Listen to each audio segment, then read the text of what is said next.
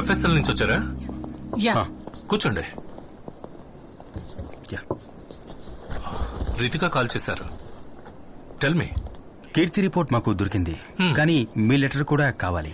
ఈ కేసుకి అదే సాల్వ్డ్ విట్నెస్ కదా.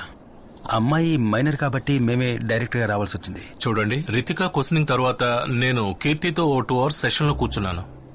చెల్లెలు కనిపించలేదన్న ట్రామా తప్పితే mental condition is perfectly fine.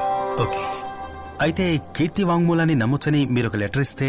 Sure, నాకు ఆ కేసుకు సంబంధించిన డీటెయిల్స్ పంపండి. Okay sir. అది నేను ఇప్పిస్తాను సార్.